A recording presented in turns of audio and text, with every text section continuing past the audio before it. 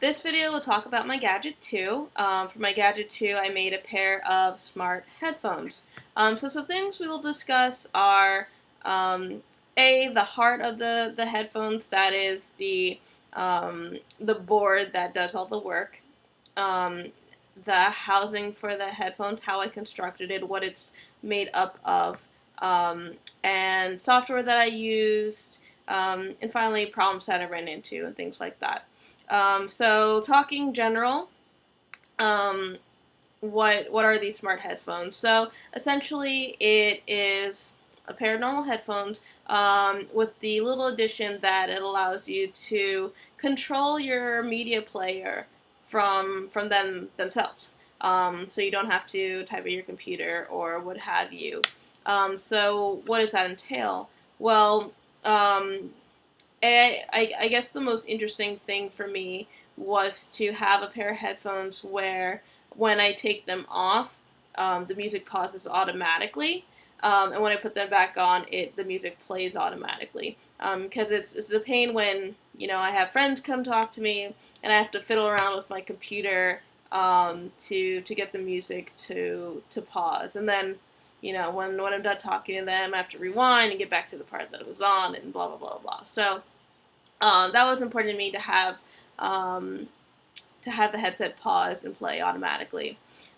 Next, I included a set of buttons so that you could, again, if you want to pause and play, but more importantly, control volume, change to a next song, um, and rewind, things like that from the headphones. And I have a series of buttons, specifically a 2x2 button matrix on one of the heads of the headphone, for you to control that. Um, and for fun, I added or I wanted to add LEDs that would pulse to the music, because I thought that was really interesting, and I wanted to do that purely through the circuitry, not through not by coding. So I wanted to learn that, so I added it for fun. So let me show you the housing. I guess I'll add more. Um, Actually, let's talk about the gadget first. So the gadget is it doesn't have a lot built into it. It's very clean. So it utilizes an 18 mega 168 microcontroller. This microcontroller then talks to a tilt switch, which is on this custom board that I made. And that's what allows the user to, that's what allows the headphones to pause and play the music as you take them on, put them on and take them off. There are also pin access for for the 2x2 button matrix that I mentioned, as well as a USB to TTYL serial cable, and it is through the serial cable that the headphones communicates with the media player. I guess it's good to know that I also created the media player that the headphones talk to. So we'll get into more detail as I'm going through the housing. So this is the next thing I'm going to talk to you about. So here is my gadget. Just they look like normal. Well, they kind of look like normal headphones. I actually couldn't think about a nice way to attach a headband from from the speaker. I guess the cups of the headphones. So right now they're just kind of wires floating about, which is, it's bad, but it works. For now, I'll fix that. But yes, this is the gadget. I'm gonna model it for you. Okay, do a nice spin, and this is what it looks like on the inside. Nothing too crazy. Okay, so let me first show you the button matrix. So as I said, these are 2x2 button matrix. They actually feel really nice. They're by SparkFun. They're a lot of money. I completely don't recommend them for anyone who's interested in buying a button matrix. I recommend making your own or finding something else to use. And I'll explain why in a little bit. But this is the 2x2 matrix, button matrix. Here is the cable for the USB TTYL's serial communication, and it pulls straight out from the headphones, so it's in the headphones. And in this cup, it is directly attached to the pins that are connected to my microcontroller on my gadget. So this is it. This is all I need to communicate with my computer. And then in the other cup, I just have the audio cable and audio jack, and that pulls straight out from the other cup, as you can see. Okay, so to go into a little bit more detail, I built everything here from scratch. The cups are really interesting. They are 3D printed. I guess it's a little difficult to see the little lines that the 3D printer made, but these are completely 3D printed. I designed them in SketchUp, which is a really easy free tool by Google. It's easy to pick up, and is what I mean by easy. And I used Cubify, I think it's called, to 3D print them. So I just made them big enough to hold my gadget and my button matrix and everything else that I needed in here. The housing's cool, not just because they were 3D printed. And by the way, that was just for fun. I wanted to learn how to use a 3D printer. So, and I needed something custom, so that was perfect. But in addition to that, these actually glow in the dark. Let me see if I can demonstrate that. Leave these guys right here.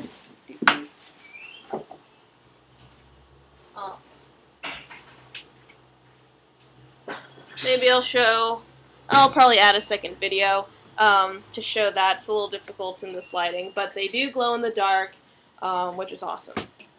Now, I mentioned that there are LEDs that pulse to the beat of the music. Those LEDs are actually behind these translucent buttons.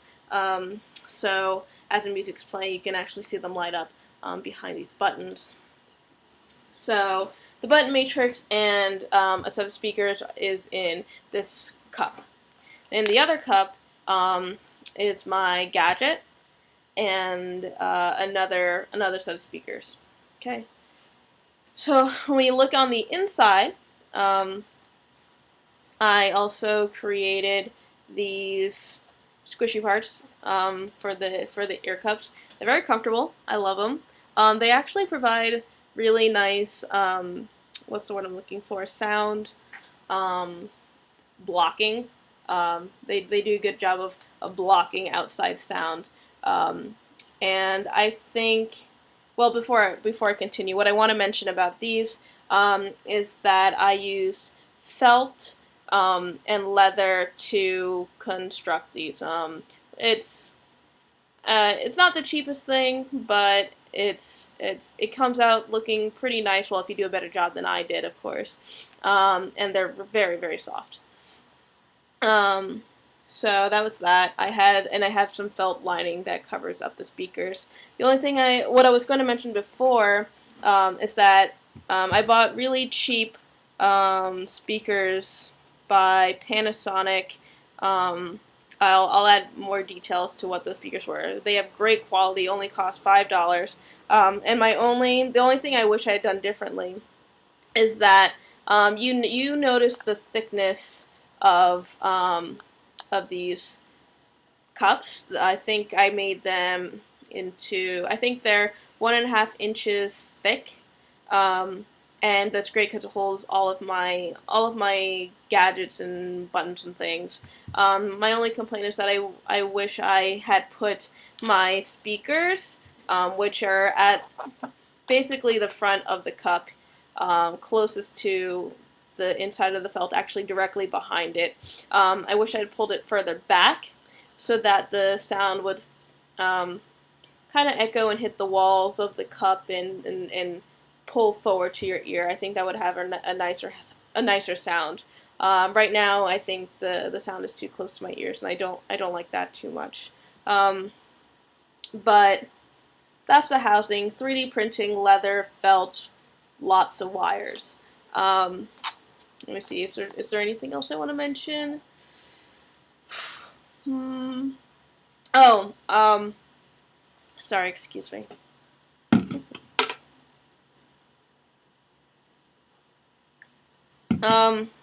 So the gadget actually produces 5 volts of produces 5 volts, and I use that 5 volts to power everything. So they power itself. It powers the LEDs. It powers the button matrix on this cup. Yeah, it powers everything. The gadget itself, going back to that, I didn't mention this before, but it uses a cell battery. But the nice little addition, thanks to my professors, is that you can. So the battery allows you to use the headphones by themselves, but when you're communicating with the media player, when you have the USB plugged in, the battery gets charged.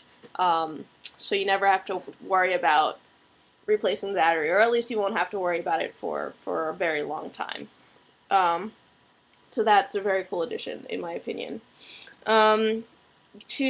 Speaking of the audio wire and jack, I actually use that from the lightweight headphones that I bought, whose speakers are in my headphones.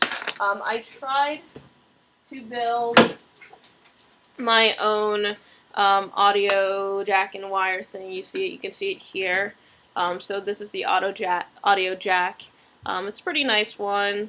It's the first time I'd made my own, and these are the wires. It's actually an 18 gauge set of copper speaker wires, and these would probably be perfect, but the 18 gauge is too big. I probably should have gotten 24, plus the 24 gauge was cheaper.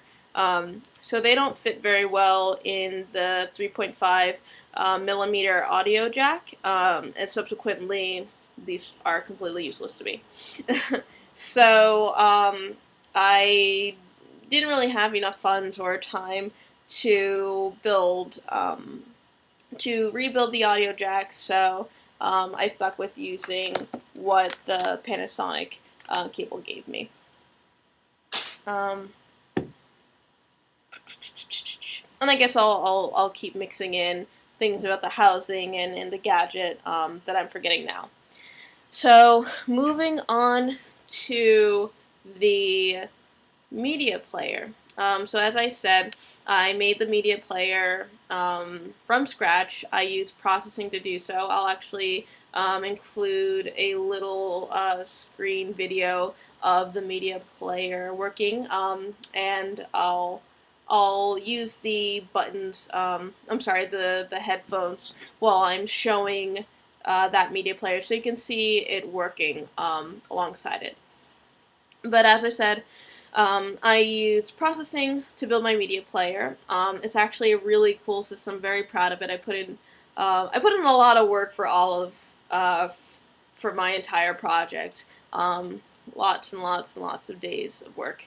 But the media player specifically has a few things. So one, I wrote a shell script so that you can just dump your media files into a folder, and this system, every time you I guess reboot it or reload it, it will automatically pull in the new songs that you added, and add it to its library, which will then play off of. So the way the system works is that you put your songs into a folder. The script then looks at all of the songs in that folder and generates a file of the location of that folder and the name of all of the songs, and then the media player then uses that name information to pull, to figure out how to load and play the song. So that's basically automatic, nice and easy work. The next thing I want to mention about the media player is that visually it's actually very attractive. On one side you'll see is the album of the song that's playing, and to the right side you'll see the name of the song, the artist, as well as the length of the song, and below that, again on the right side, you'll see the basically the frequency of the song playing.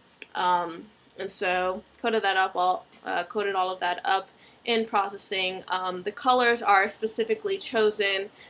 So what it does is, so for example, say you have a song by Adele playing. So it'll automatically pull up the album associated with that song, and then it'll sample the album for a color. It does so randomly, and it uses that color coding to, so whatever color it chooses there, that's the color of the music frequency that you see on the right side, and then it chooses the complement of that color to display the artist name, so Adele, and whatever song is playing, Firebomb, for example, and the length of the song. So everything is, all of the colors just sort of work together and work well together. Anything else I want to mention about this media player? No, and once I finally got Serial working with the help of TA for many hours, it communicated pretty nicely. My headset communicated pretty nicely with processing. It was pretty easy after that. Okay, so more information on communication. Basically, the tilt switch and button send a few values over serial. So, for example, the tilt switch will send either the value A for pause or L for play, so that when you have the headsets down, say on your neck, for example, it'll send A, and A will go through serial, go to processing. Processing will see A and say, oh, okay, I have to pause the music. The music will pause. Then you put the headset back up. The headset, the tilt switch, triggers. Sorry, I guess specifically an interrupt happens. And the character L is sent through serial, goes to processing. Processing sees L, and then replays the paused music. Same thing with the buttons. Each button has a character that it sends over serial as to whether volume is changing, next is happening, etc., etc. All of those characters go through serial, and processing handles them appropriately. So I guess going back to the details of the gadget, well, I use C to code that up, of course. But all of these different mechanisms are controlled through interrupts. So yeah, no polling involved, which is pretty nice. So once the tilt switch, once the headsets are put down, the tilt switch, moves to low, for example, and then an interrupt is fired, and the system does appropriate work on that. Um,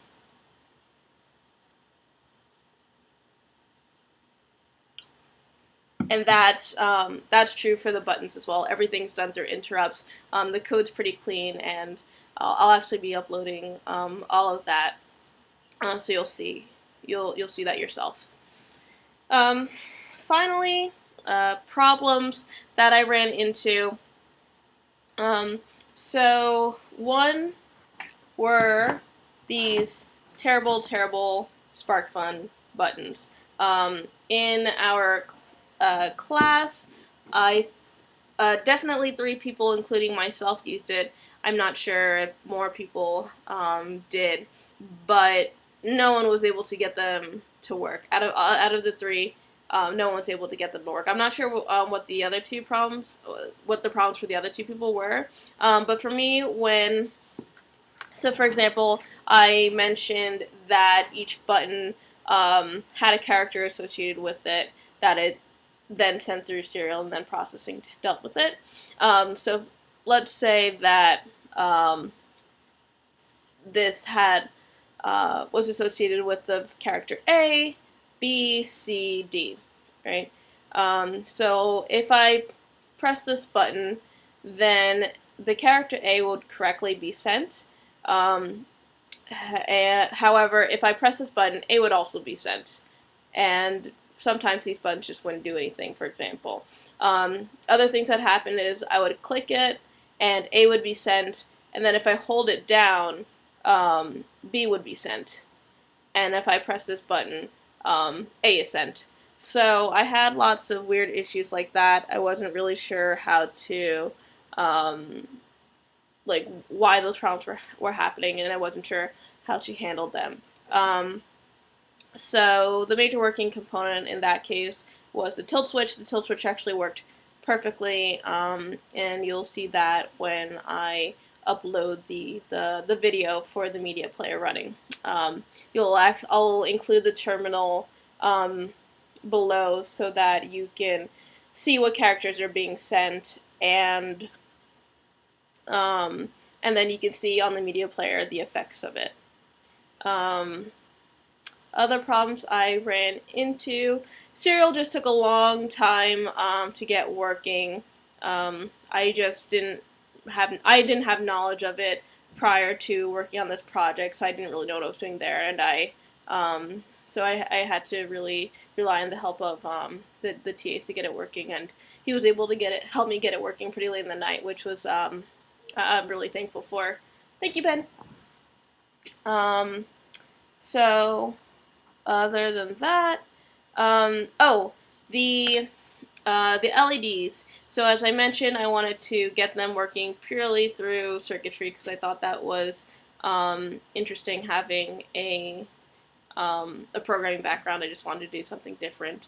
And so I finally got it to work. Turns out you specifically, so to get such a system working, and it's kind of from what I've heard, I'm still learning about it. The way I did it is kind of like a cheating sort of way. It shouldn't really work perfectly, but it actually has been shown to work really well in several cases that I found online. So it's a pretty simple circuit. You have power going to the system, and it then transfers. Sorry.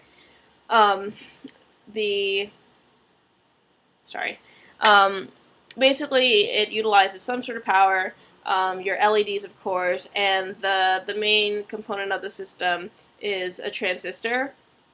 And you actually need a specific package for it to get it to work. I tried one transistor, just wouldn't work whatsoever. In order to get it, you had to use a TIP 31C transistor. Apparently TIP 31A and B work, but C is what most people are using out there, and it works really nicely. I'll upload a video of that. So when I was testing, because I didn't want to add all of this stuff to my gadget and then see it not work and not know why. So when testing, I used a breadboard, a Arduino Nano, and lots of wires and things. Here's the transistor and the LED and everything.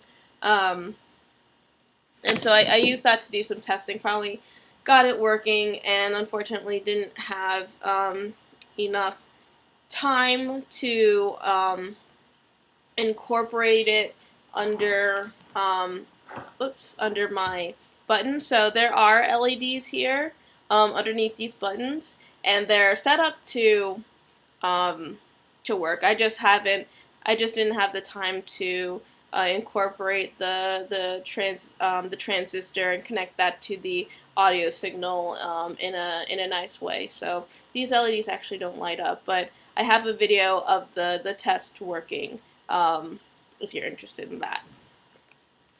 Okay, so this was a long video. Sorry about that, but there's lots of information here. Hopefully it answers any questions that you had, and I'll post the rest of the videos soon. Okay, thank you. Bye-bye.